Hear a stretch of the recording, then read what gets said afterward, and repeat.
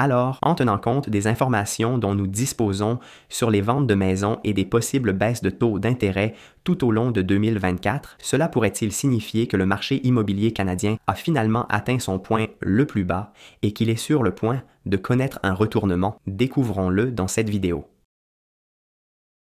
Salut à tous, c'est Griffin ici. Et comme le suggère le titre, le marché immobilier du Canada commence à montrer des signes de ralentissement, car les ventes de logements ont augmenté pour le deuxième mois consécutif en janvier 2024, progressant de 3,7% après avoir subi 6 mois consécutifs de déclin en termes de nombre de transactions. Elles sont en hausse de 22% par rapport aux chiffres de l'année dernière à la même époque, ce qui pourrait sembler être une mauvaise nouvelle pour des millions de Canadiens qui attendent toujours sur la touche et Loon voyant le marché se préparer à de nouvelles baisses de taux d'intérêt. Il est maintenant important de mentionner que cette reprise des ventes que nous connaissons ces derniers temps a ramené efficacement le marché à des niveaux que nous observions à la fin de l'été, suggérant une fin potentielle de la correction sévère déclenchée par la montée en flèche des taux d'intérêt. Ce qui est intéressant à noter, c'est que malgré le nombre de transactions restant bas par rapport aux valeurs observées au cours des 3 dernières années, les prix sont restés assez stables à l'échelle du Canada au cours des 6 derniers mois, ce qui tend à confirmer une stabilisation avant d'éventuelles augmentations futures. Et en examinant de plus près des zones métropolitaines spécifiques, nous pouvons le constater directement. Le prix moyen de vente à Toronto a fluctué entre 1 et 1,2 million depuis août, malgré une énorme chute du nombre de transactions. Le prix moyen de vente à Montréal a augmenté depuis janvier 2023 et reste très stable malgré une importante baisse du volume des ventes. Vancouver a connu une situation similaire à celle du marché de Montréal, avec des prix moyens de vente stables mais un volume de transactions en baisse, tandis que le marché de Calgary reste fort et en constante progression, comme le reste de l'Alberta. Ainsi, compte tenu de ces données, il n'est pas exclu d'anticiper qu'un creux des prix pourrait se former vers la mi-2024, tout en projetant une appréciation progressive du prix de référence national au cours de la seconde moitié de 2024. Cela prend en compte le ralentissement de la croissance des nouvelles inscriptions en janvier 2024 et le fait qu'il y ait eu plus de ventes que de nouvelles inscriptions mises sur le marché. De plus, alors que la Banque du Canada s'efforce d'atteindre son taux d'inflation cible de 2% plus tôt que prévu initialement, il n'est pas exclu que nous puissions voir les taux d'intérêt commencer à baisser au cours du 3e et 4e trimestre de l'année. En fait, des chiffres d'inflation plus bas que prévu ont renforcé le scepticisme concernant la projection conservatrice de la Banque du Canada quant à la chronologie pour que l'indice des prix à la consommation atteigne sa cible, qui, selon le rapport de politique monétaire de janvier de la Banque du Canada, était estimé pour 2025. Cependant, Taylor Schleich, stratège des taux chez National Bank of Canada Financial Markets, a exprimé un point de vue contraire dans une note datée du 22 février,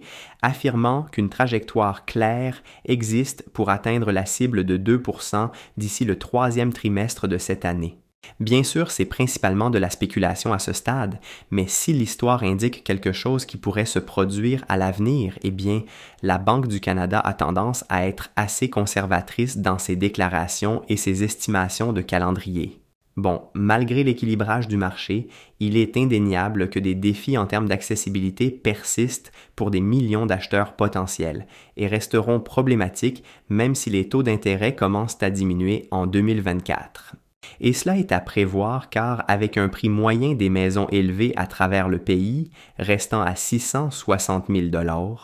eh bien, à mesure que les taux d'intérêt commencent à baisser, attirant davantage d'acheteurs sur le marché, l'inventaire reste faible et ne va pas miraculeusement augmenter. Salutations aux défis et aux délais d'obtention des permis.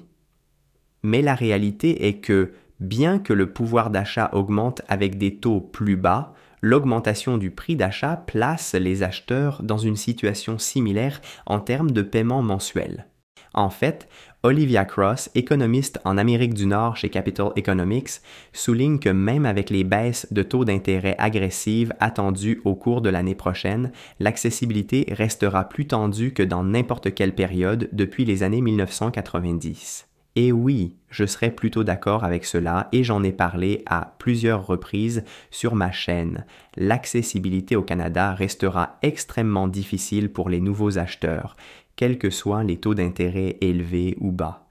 car ils ont tendance à avoir une corrélation inverse avec les prix de l'immobilier.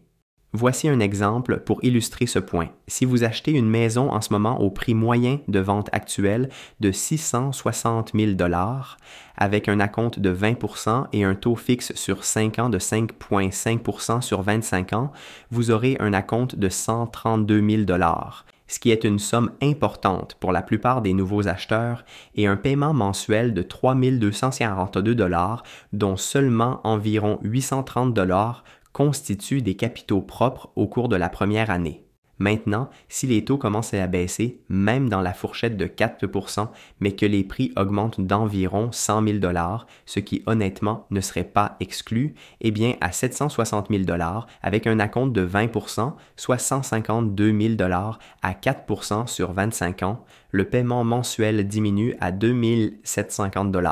avec 1 000 $ d'équité, mais le problème réside dans cette qualification supplémentaire sur près de 80 000 $ de dettes supplémentaires, ce qui pourrait être difficile à obtenir pour de nombreux nouveaux propriétaires. D'accord, malgré les tendances actuelles que nous pourrions observer, réalistes, nous avons besoin de beaucoup plus de données que celles de 2 mois pour avoir une idée précise de la direction que prend le marché immobilier canadien. Cependant, ce qui est presque certain, c'est qu'avec les nouveaux développements qui manquent considérablement par rapport à la croissance démographique, un indice des prix des maisons qui se stabilise et des baisses de taux d'intérêt prévues pour 2024, il n'est pas exclu que nous verrons le marché immobilier atteindre son creux dans les prochains mois avant des inclinaisons régulières une fois de plus. Et je ne suis pas le seul à penser cela. Voici un graphique élaboré par RBC Économie prévoyant une augmentation régulière des ventes de logements trimestre après trimestre jusqu'à la fin de 2025,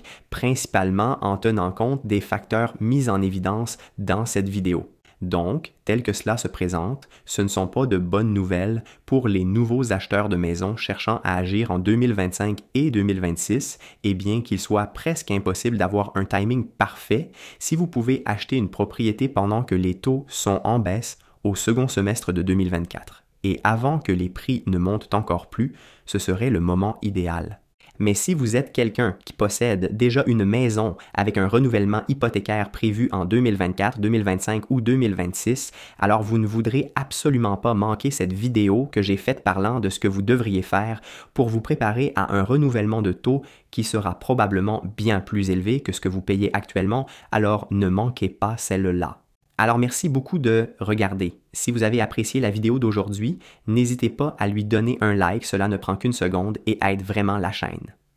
Considérez également de vous abonner à ma chaîne pour voir plus de contenu sur le marché immobilier et les finances personnelles.